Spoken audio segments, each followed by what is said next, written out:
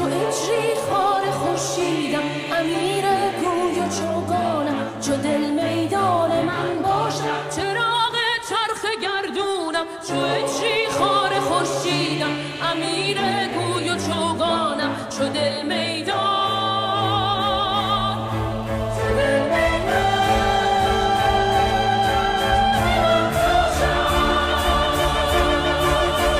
روزها گر رفت گو رواق نیست، تو بیمانی آن که جز تو پاک نیست.